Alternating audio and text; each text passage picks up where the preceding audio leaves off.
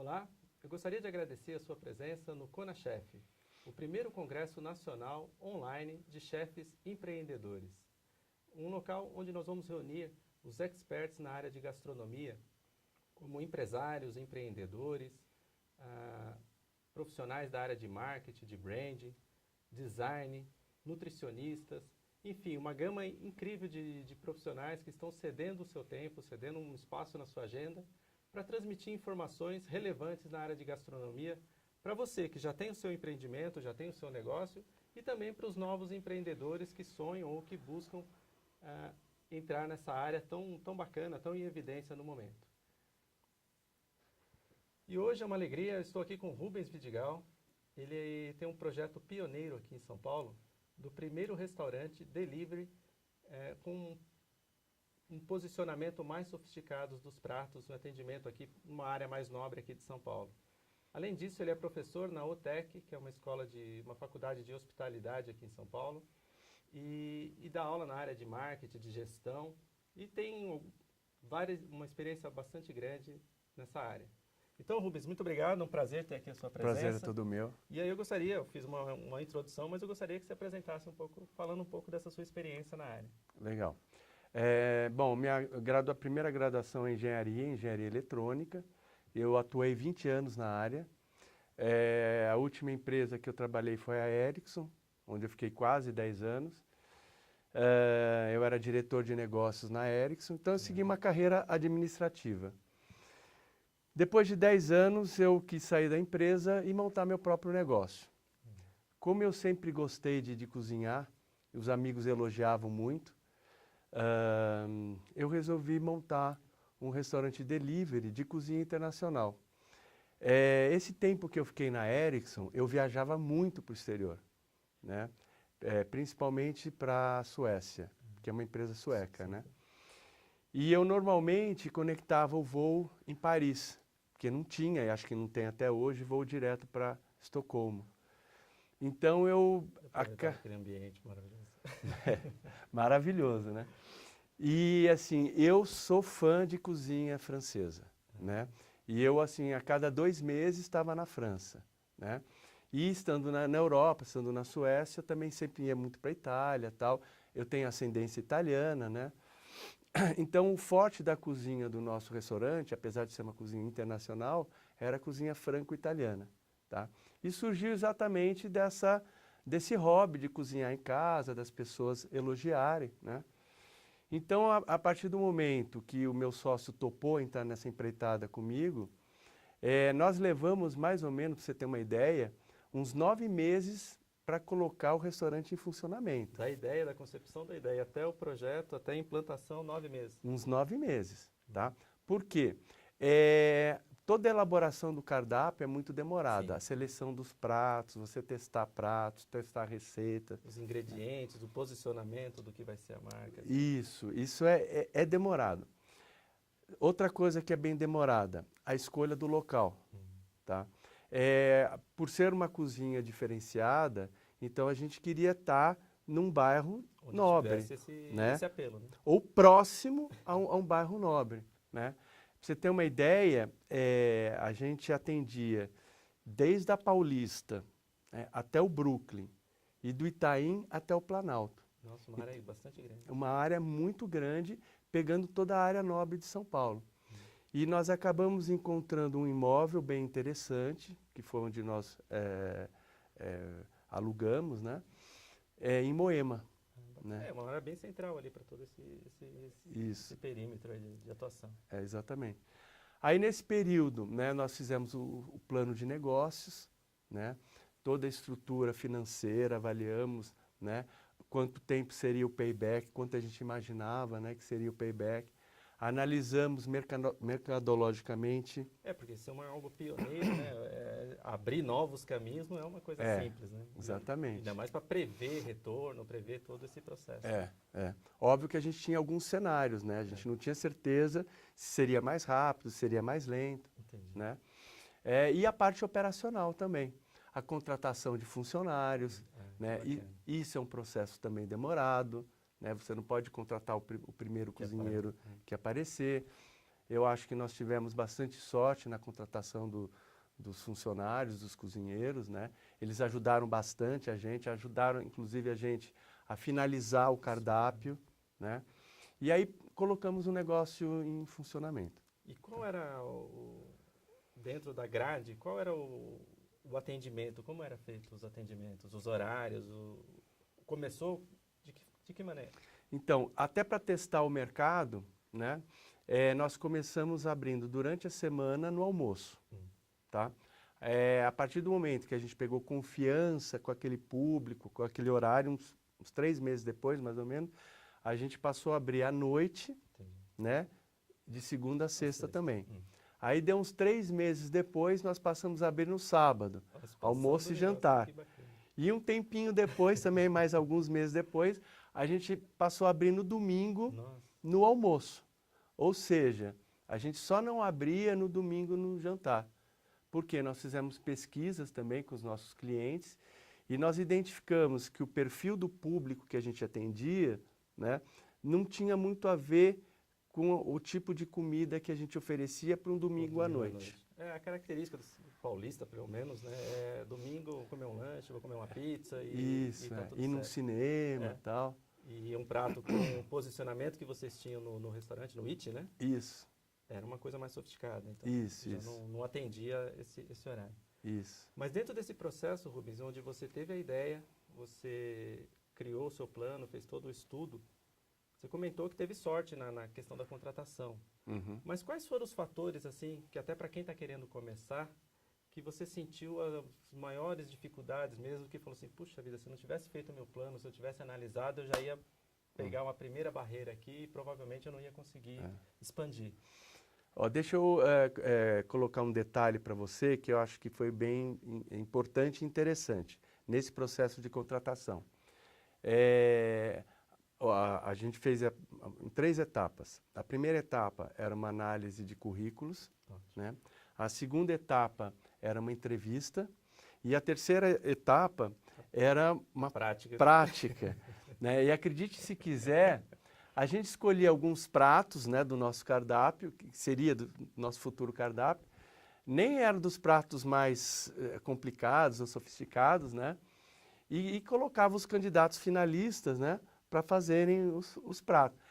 Essa prova prática, ela foi muito importante, Sim, né? Porque aí mostrou quem realmente sabia fazer, quem não sabia, né? Porque você falar é fácil, né? Então é fácil, eu resolvo, mas na hora ali... E essa transição sua, Rubens, e eu acredito que seja de muitos outros empreendedores também, é aquele processo, você é elogiado, você cozinha bem, você gosta de gastronomia, você está ali fazendo os eventos para os amigos. E essa transição entre sair daquele papel de cozinhar em casa para entrar para um negócio e, além disso, você está liderando, você está fazendo a gestão de outras pessoas da qual você tem que produzir. Uma coisa é você fazer o artesanal em casa com os amigos. E outra é você entrar numa linha de produção e atender uma demanda de mercado. Como você percebeu essa transformação?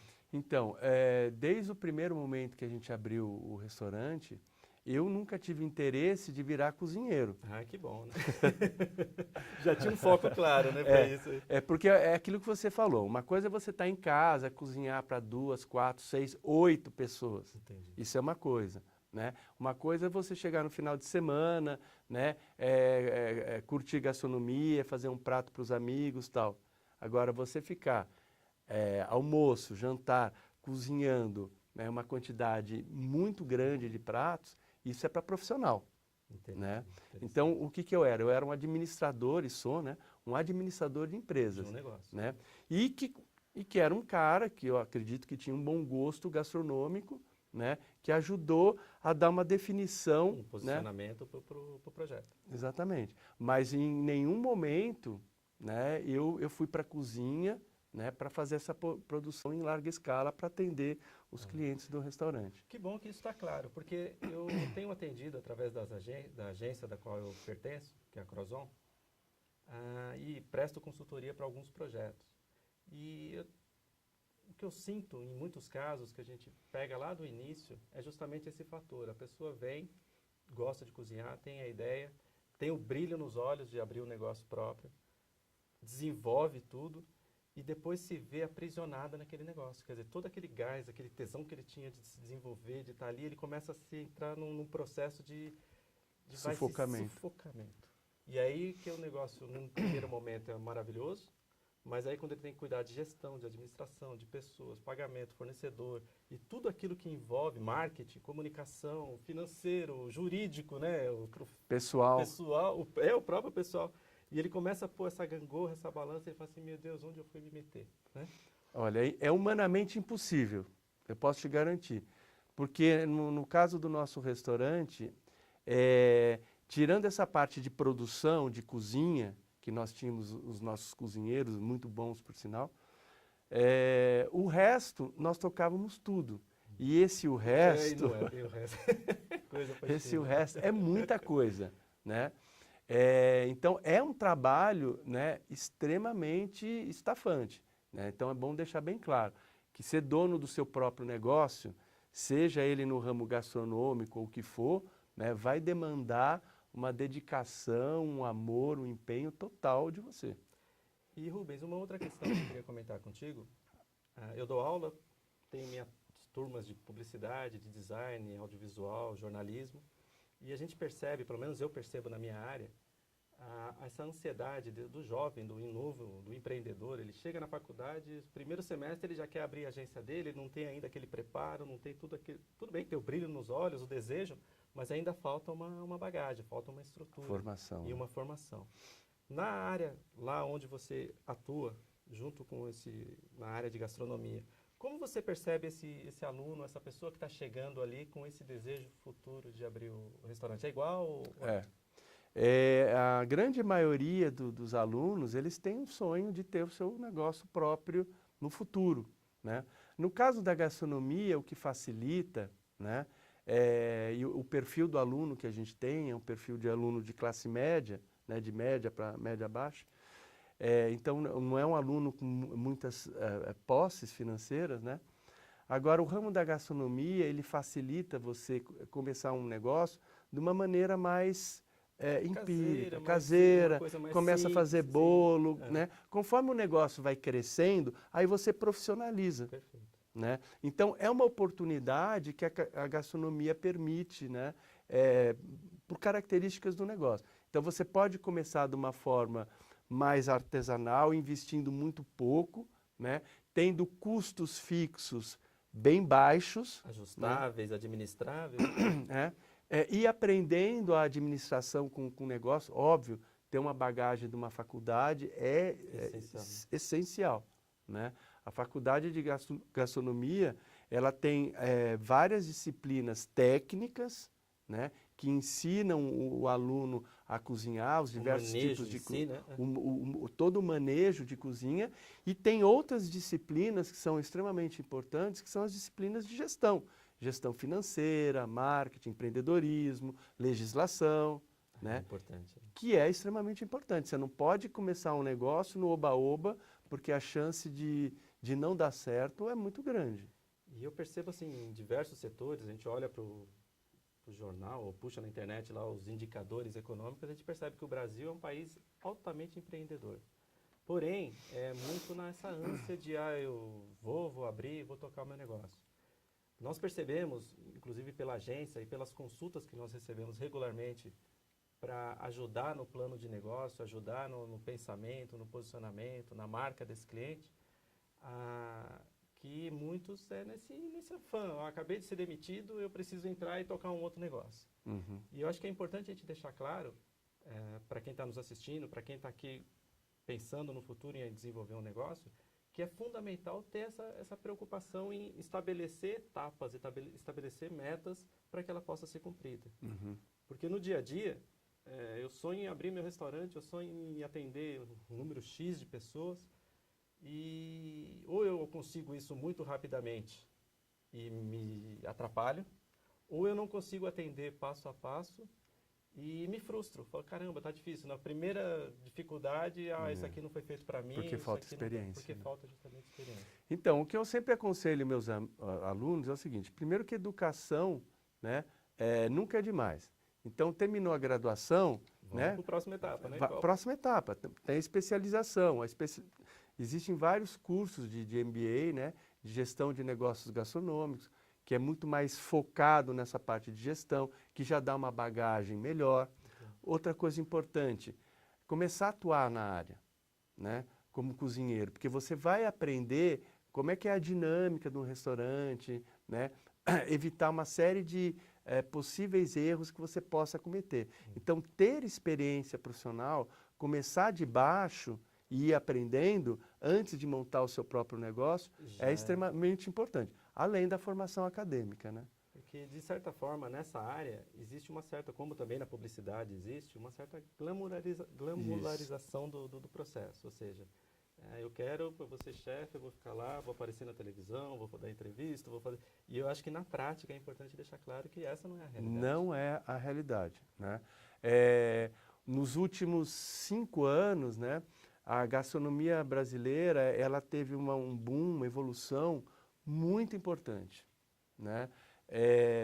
A gastronomia brasileira, ela ainda está em processo de profissionalização. E eu acho que é uma peneira também, né? Porque vai aquele monte de gente, né, e precisa fazer esse ajuste. Sim. Para você ter uma ideia, as primeiras faculdades de gastronomia do Brasil não tem mais do que 15 anos. Nossa, é bem jovem. Né? Então, antes disso, não havia profissionalização nenhuma. Os né? que querem algo a mais acabavam saindo do país, indo buscar as mais antigas, aquelas mais conhecidas, enfim. Exatamente.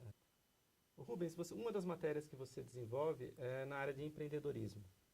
Como é o perfil desse aluno que chega lá buscando desenvolver que é a chamada geração Y hoje, que a gente está comentando, e como que você trabalha esse pessoal justamente naquilo que a gente tinha comentado, que é essa ansiedade deles em desenvolver esse projeto?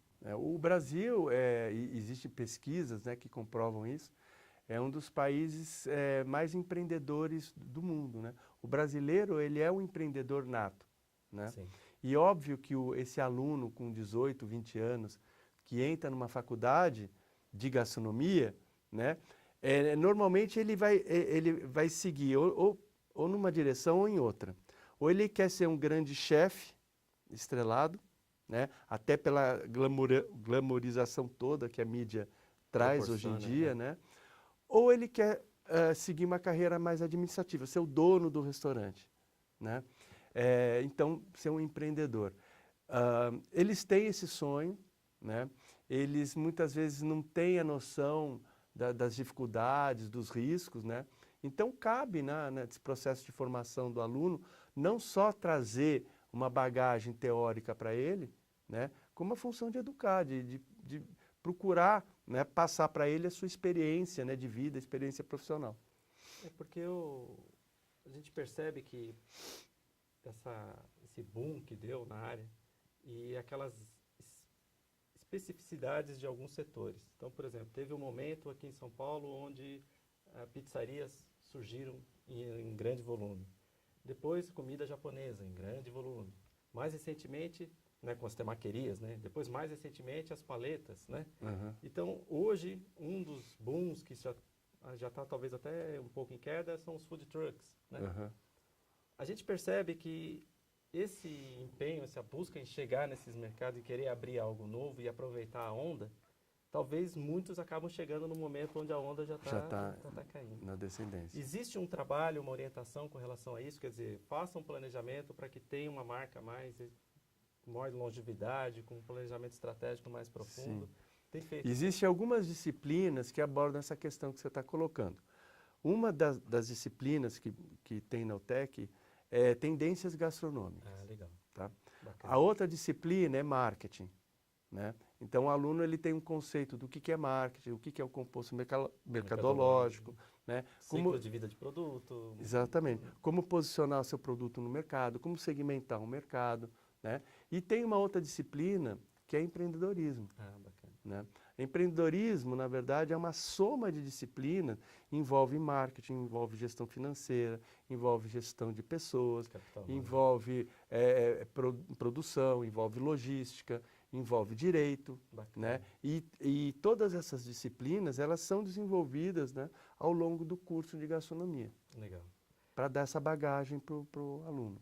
E além de você ter sido pioneiro nessa área aí, teve a experiência prática ali do dia a dia, tocando o seu negócio, você percebeu, que, principalmente pelaquela época, 10, 12 anos atrás, que faltavam recursos, tecnologias para você fazer a gestão do negócio. E você acabou criando as suas próprias ferramentas, né? Fala Sim. um pouquinho dessa sua experiência. Sim. Hoje em dia o mercado está muito mais desenvolvido. Certo. Né? Naquela época não era bem assim.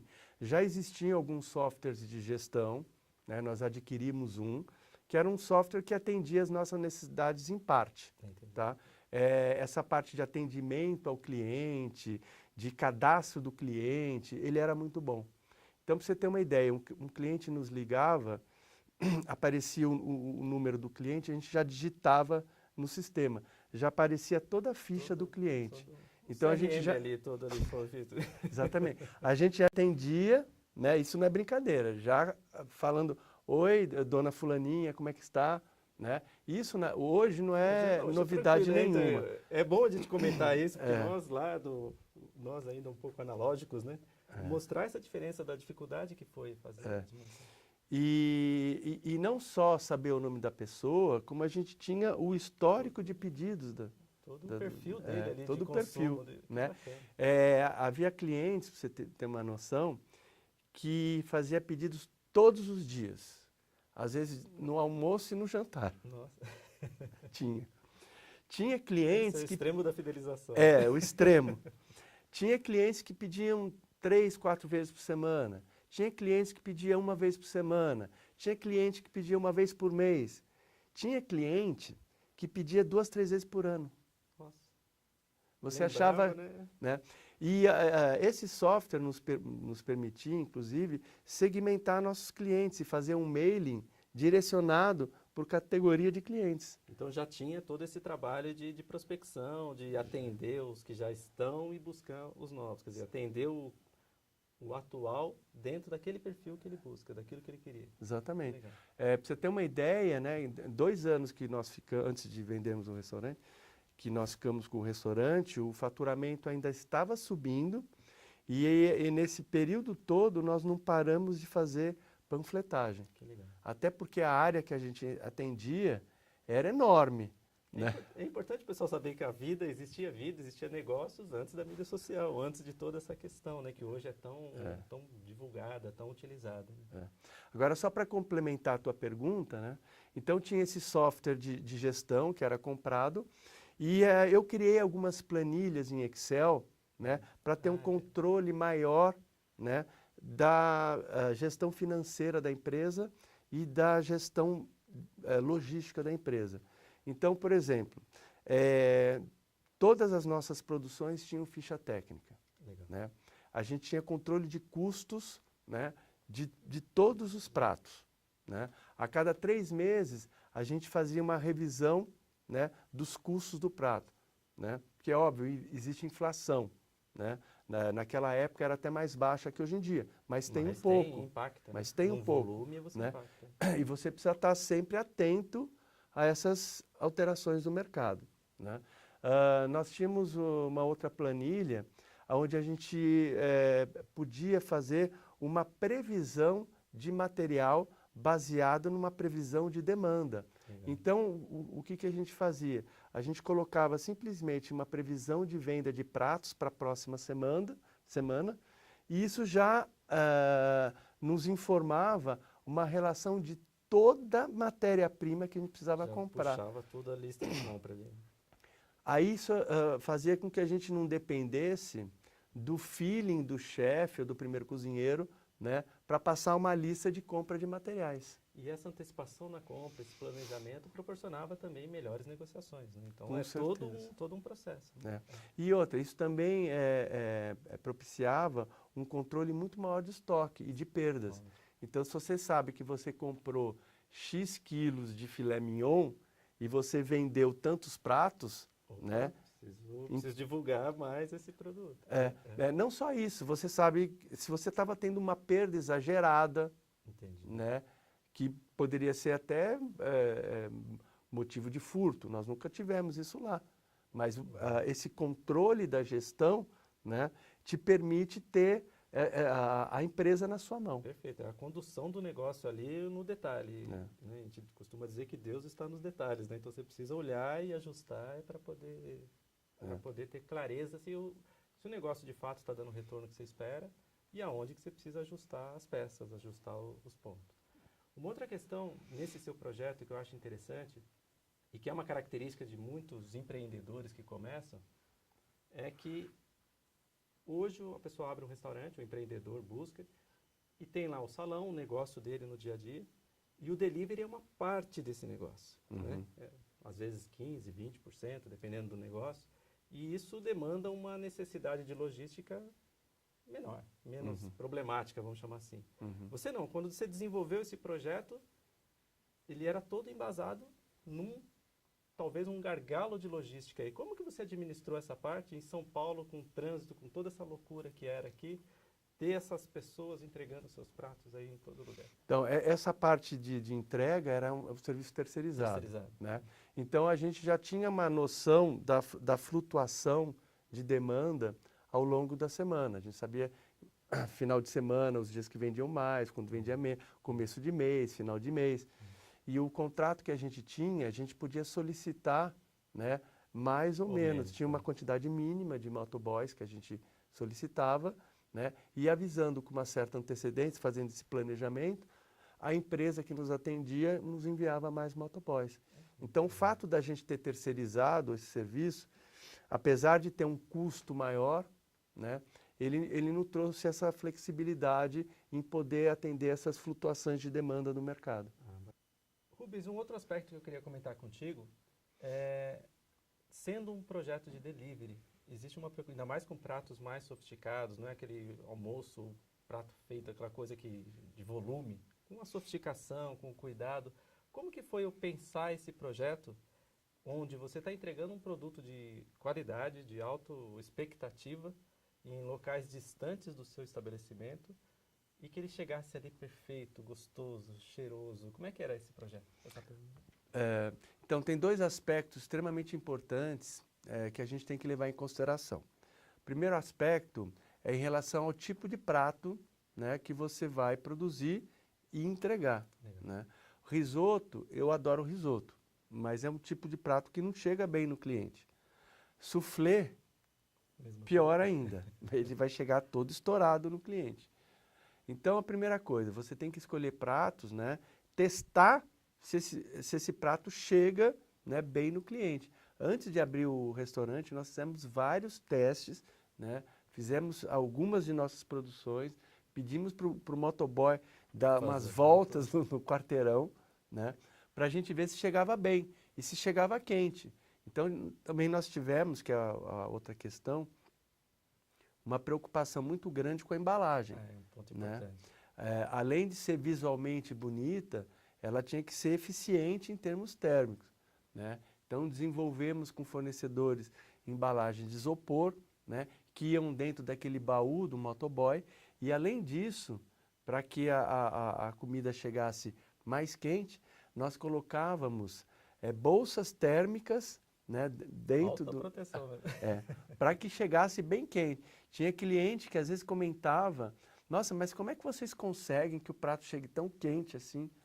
Era isso, né? Então, é o teste, né? Você tem que testar, até que você chegue numa situação eficiente, né? Num controle de qualidade bom, né?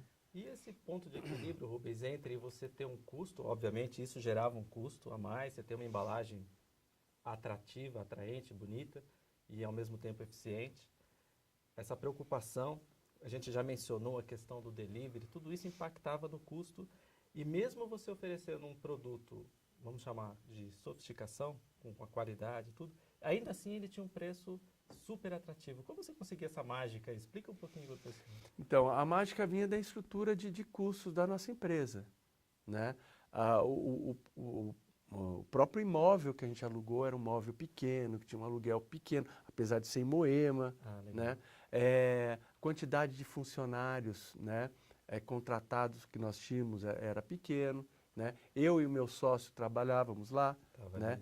Toda a parte de operacional, de gestão, marketing, logística, compras, venda, atendimento a cliente, tudo éramos nós que fazíamos. Então não existia esse custo, vamos dizer, externo de terceiros.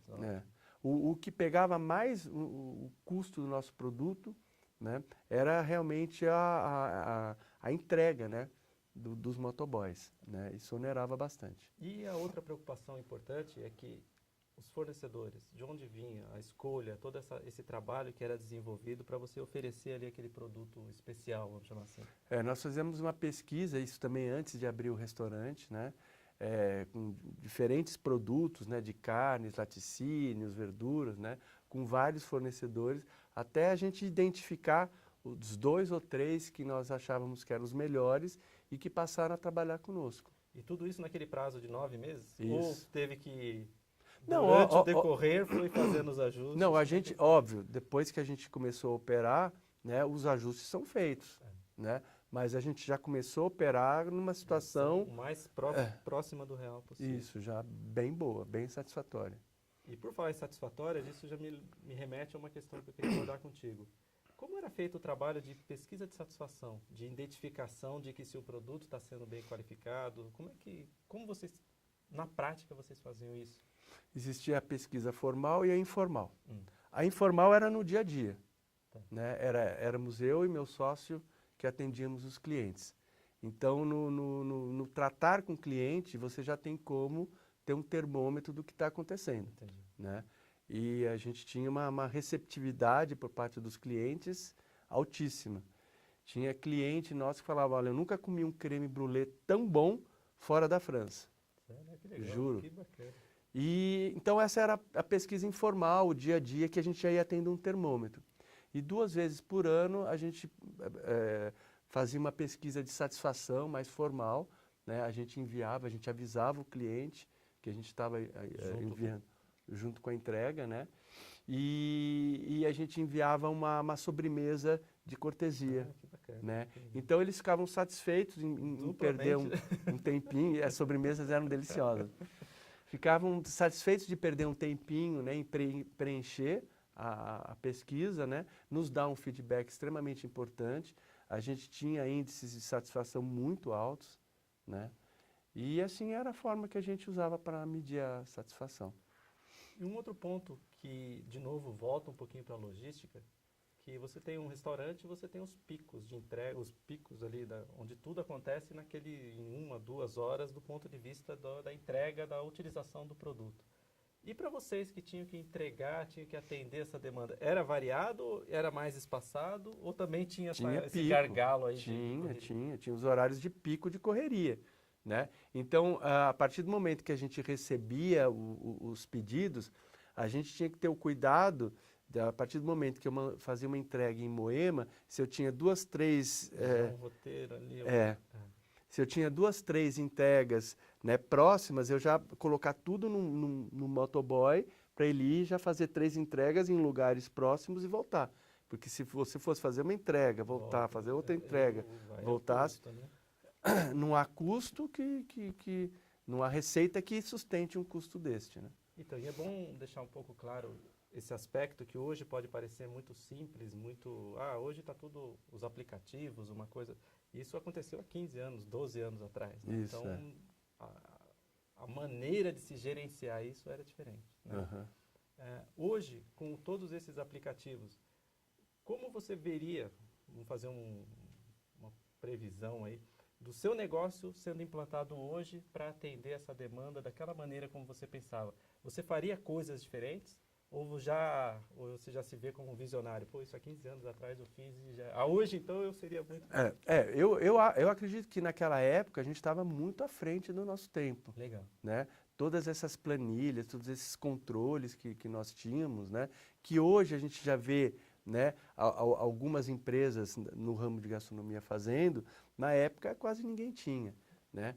Só que hoje você tem uma facilidade de dispositivos de wireless, né, muito maiores do que a gente tinha naquela época. Então, com certeza, se a gente fosse montar um IT hoje, a gente teria... Não seria igual, óbvio, né? Teria aprimorado muito. Com certeza. A tecnologia de hoje, comparada com a tecnologia de 10, 15 anos atrás, É muito diferente, né? O tempo, apesar de ser curto, mas a coisa evoluiu de uma forma muito grande. A informática, ela tem, é um ramo que evolui demais, né? Muito rápido. E uma outra questão que é importante abordar, e você sentiu isso, vamos dizer assim, na pele, vamos dizer, é a questão dos sócios, né? Era você e mais um amigo, outra parte do negócio, uma outra cabeça, um outro pensamento. Como foi essa administração de sonhos, desejos, ideais diferentes, fazer com que a coisa funcione ali e funcione legal, que todo mundo se sinta bem, toque o negócio de uma maneira motivada, feliz? Como que foi esse processo? Isso é muito importante. A escolha do sócio é um momento crucial, né, para o sucesso do empreendimento, né? Então, precisa haver confiança, né, no seu sócio. No nosso caso, facilitou, porque eu já conhecia o meu sócio há muito tempo, então tinha total confiança nele, né? E procurar identificar se o perfil gerencial dos dois, né, são semelhantes. No nosso caso, não era tanto.